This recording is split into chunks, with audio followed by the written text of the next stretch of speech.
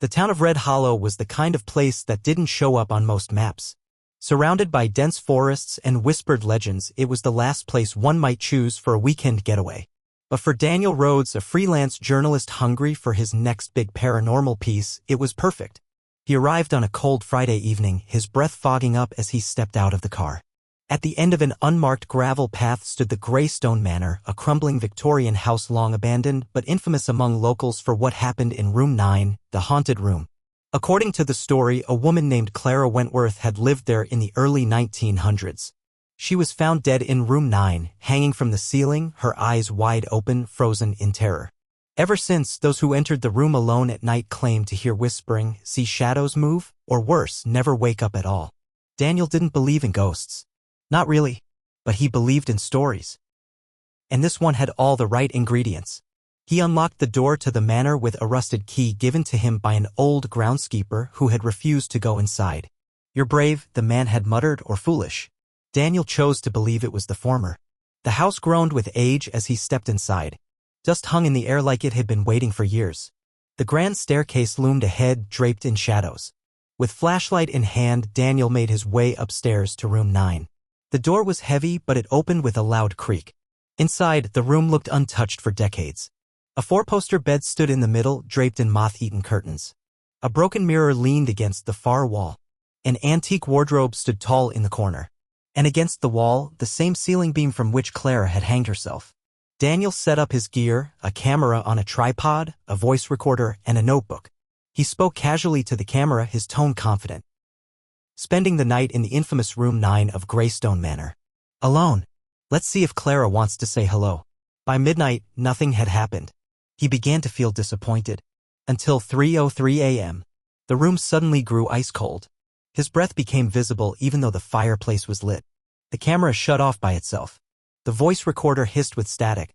Then came the first sound. A soft creak from the wardrobe. Daniel turned slowly. It hadn't been opened before, had it? Now the door was slightly ajar. Just an inch. Enough to see darkness inside. He walked over and opened it fully. Empty. He laughed nervously. "Maybe the house is settling," he whispered into the recorder. Then he heard it. A faint hum, like someone singing an old lullaby. The tune was unfamiliar, broken, sad. It was coming from behind him. Daniel turned. No one was there. Suddenly, the broken mirror flashed. In it, he saw the reflection of a woman. Pale, wearing a tattered nightgown, standing in the corner by the fireplace. Her face was blurred. Her head tilted unnaturally to one side. He spun around, the corner was empty. The hum stopped. His flashlight flickered and then died. In the dark, Daniel's heart pounded in his ears. He reached for his phone, also dead. Then came the whisper. "You shouldn't have come alone." It was right next to his ear. He staggered back, heart racing. "Who's there?" he shouted. From the ceiling beam, a soft creaking rope sound began. Back and forth, like something swinging.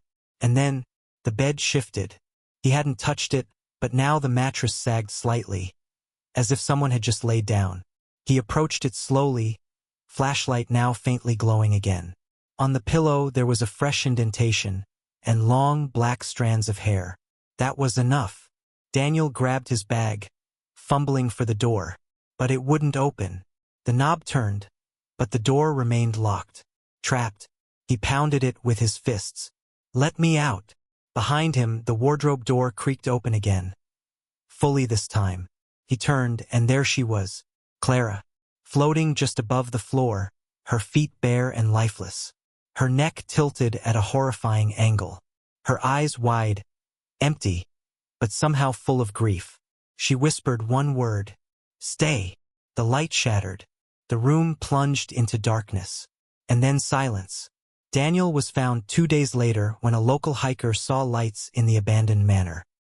He was lying on the bed in Room 9, shivering, unresponsive, eyes wide open, just like Clara's had been.